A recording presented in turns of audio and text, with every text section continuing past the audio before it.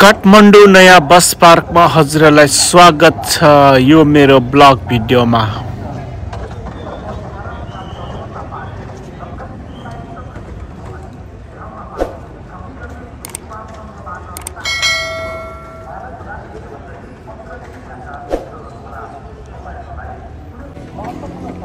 ल हजुरलाई आज यो नयाँ बस पार्कको परिक्रमा गराउँदैछु।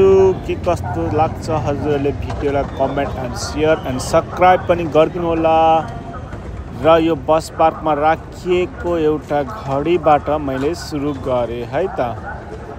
ल यो घडी पनि अलिक सरसफाइ नै रहेछ, तर पनि हजुरलाई देखाइरहेको छु यो बस पार्क भित्रको अवस्था र यो समय कति बजे घडीमा हेरिसक्नु भएको होला। र यहाँ चलपल सुरु भइसकेको छ र यो बाहिर निस्किने बाटो पक्ष देखाइरहेको छु। गाडीहरू पनि निस्किरहेको देख्नुहुनेछ र उताबाट आउने बाटो म बस पार्क भित्र भएकोले गर्दा यो बाहिरपट्टि देखिएको बाटो हजुरलाई देखाइरहेको छु। र यसरी भित्र पस्ने बाहिर निस्किने मेन ढोका मेन रोड भनेको यही हो, भित्र बाहिर गरिने। र अगाडि चेकपोस्ट छ, पुलिस प्रहरी र सेक्युरिटीहरू पनि हुनुहुन्छ। र यहाँ बोर्डमा विज्ञापन राखिएको रहेछ। यो विज्ञापनको ठाउँमा नयाँ बस पार्क भनेर लेखिएको भए साह्रै राम्रो हुने थियो होला। र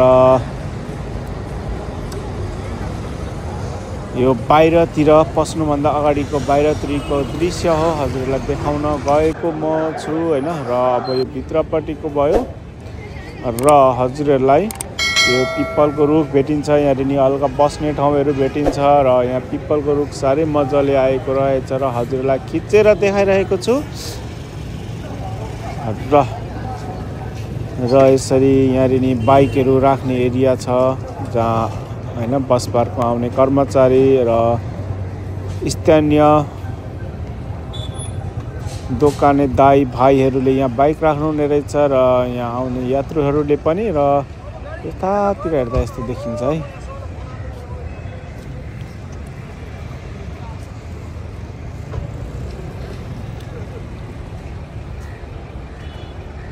ल हेर्नुहोस् यात्रीहरू चलपल सुरु छ।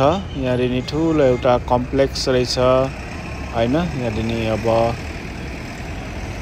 कपडा फाटो किन्न हरेक कुराहरू किनमेल गर्न सकिन्छ। यहाँ भित्रबाट बाहिरपट्टि हेर्दाखेरि यस्तो अवस्था देखिन्छ। गाडीहरू पनि यसरी जाइरहेको अवस्था देखिन्छ। र यो कम्प्लेक्सलाई मैले अलिक परबाट तानेको छु, हजुरले हेर्नुहोला।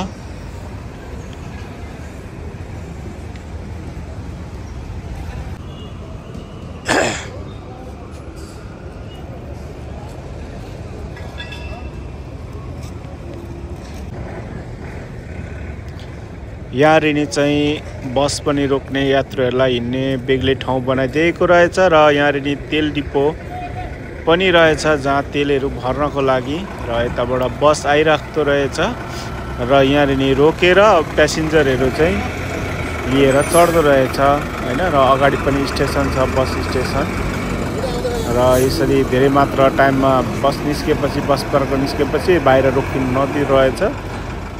र हजुरले कुनै पनि यात्रा गर्नुभन्दा अगाडि कुन बस कहाँ जाने भनेर पहिला कन्फर्म गर्नु होला, किनभने यो नयाँ बस पार्क हो, धेरै ठाउँको बसहरू यहाँ आउँछ।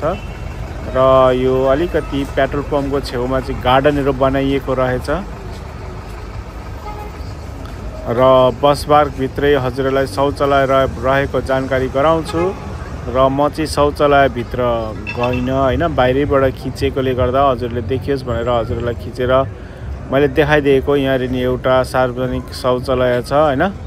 र यसको जस्ट अपोजिटमा अर्को पनि छ हैन, अपाङ्ग मैत्रिक रहेछ हैन। शौचालय पनि धेरै राम्रो रहेछ।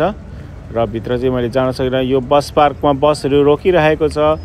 पूर्व पश्चिम उत्तर दक्षिण सबैतिर जाने बस पार्क हो यो एरिया।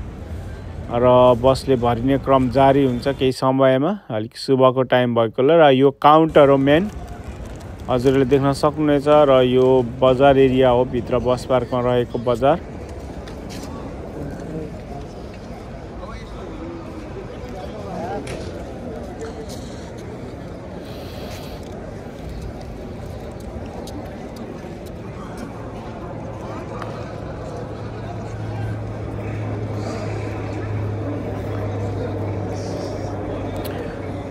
यसको जस्ट लेफ्ट साइडमा चाहिँ काउन्टर छ। म हजुरलाई काउन्टर पनि देखाउने छु। अघि अलिकति देखाएको थिएँ किनभने त्यहाँ काउन्टर छ भनेर जानकारीको लागि। र यहाँ किनमेल गर्न सक्नुहुनेछ, तर हजुरहरूले एकदम किनमेल गर्दा चाहिँ धेरै दलाल गर्नु होला, किनभने यहाँ चाहिँ अब पूर्व पश्चिम उत्तर दक्षिणको मान्छे आएर हैन धेरै दलाल गर्ने सिस्टम छ र महँगो पनि देखिन्छ। तर दलाल गरेपछि सस्तै सामानहरू पाइन्छ काठमाडौँमा। र यहाँ अब बसहरू भरिने क्रम जारी हुन्छ, पूर्व पश्चिमका बसहरू। अहिले बिहानीको समय भएकोले गर्दा र यहाँभित्र सबै तपाईँले खाद्यान्नहरू, लुगा कपडाहरू हैन, मिठाईहरू र विभिन्न होटलहरू पाउन सक्नुहुन्छ नास्ता चिया नास्ता गर्नको लागि। र यसै गरेर तपाईलाई यो बाटोमा लिएर जाँदैछु, किनभने यहाँदेखि चाहिँ तपाईँहरूले मेन गेट यो जुन राइट साइडमा छ नि, यो चाहिँ तपाईँले यहाँ काउन्टरमा पस्ने, टिकट काउन्टरमा पस्ने बाटो हो। र यहाँनिर एनाउन्स गरेको सुनिराख्नु भएको छ हैन, विभिन्न तरिकाले मान्छेले प्रबन्धनमा पारेर लुट्ने काम गर्छन्, के गर्छन्, कसैले दिएको नखानुहरू भनिरहेको छ। र हजुरहरूले पनि त्यसै गर्नुहोला। काठमाडौँ बस पार्कमा उत्रेर कसैले दिएको कुरा, कसैको कुरा नसुन्नु होला। सम्बन्धित सेक्युरिटी नभए हजुरले कुनै प्रहरीहरूलाई सोध्नु होला। कहीँ जाने कन्फ्युज हुनुभयो भने अन्य व्यक्तिहरूलाई नसोध्नु होला। तपाईँहरूलाई ढाँट्ने छन्, छल्ने छन्, ठग्ने छन्। त्यसैले गर्दा आफू सचेत रहनु होला। यहाँ पर देखिएको चाहिँ तपाईँको एउटा वासरुम हो हैन, र यता काउन्टर पनि छ र त्यतातिर तपाईँ वासरुम पनि जान सक्नुहुनेछ।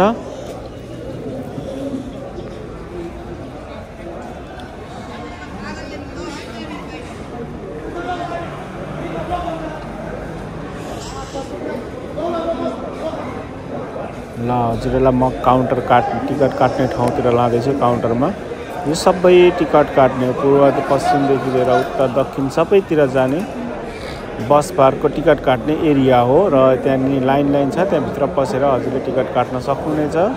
हेर्नुहोस् कत्रो ठुलो काउन्टर छ, सबैतिर छ।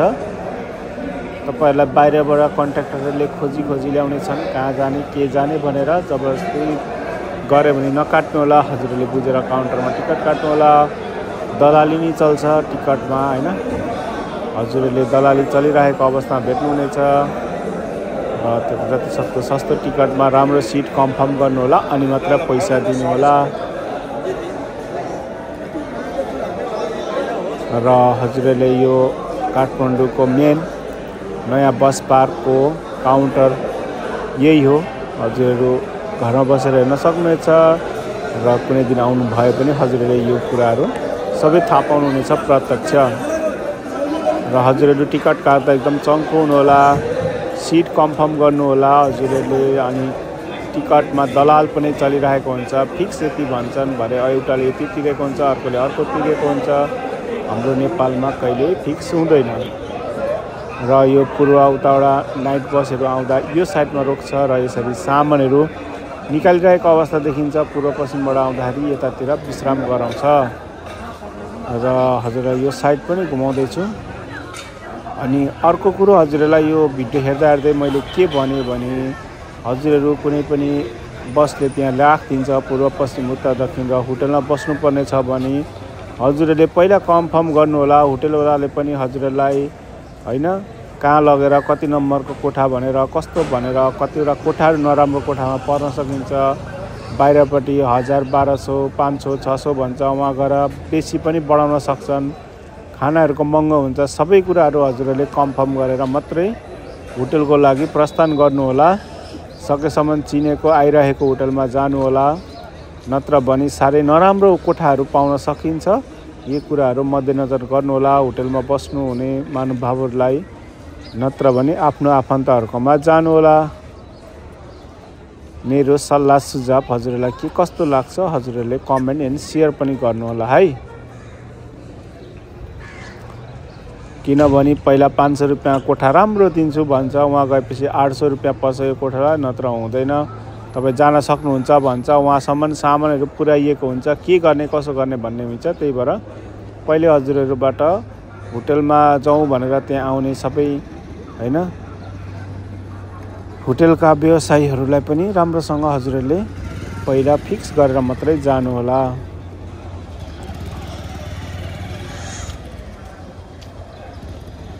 किनभने कुन सम्बन्धीको कति होटलमा भनेर कहिल्यै त्यहाँ फिक्स गरिएको हुँदैन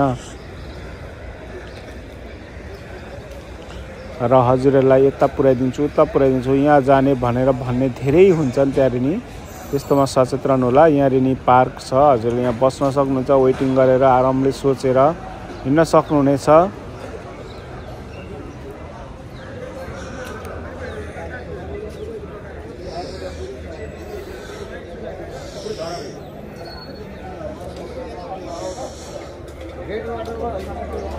र आफ्नो ब्यागहरू पनि सुरक्षित आफू नजिकै राख्नु होला। कोहीलाई आफू गलेर आएकोलाई निकाइन्छ अथवा कसैले बोकेर हिँड्दिन सक्ने चान्सेस धेरै हुन्छ काठमाडौँमा भिडभाडमा को कस्तो चिनिँदैन। यस्ता कुराहरूमा धेरै मध्यनजर राख्नु होला हजुरहरूले।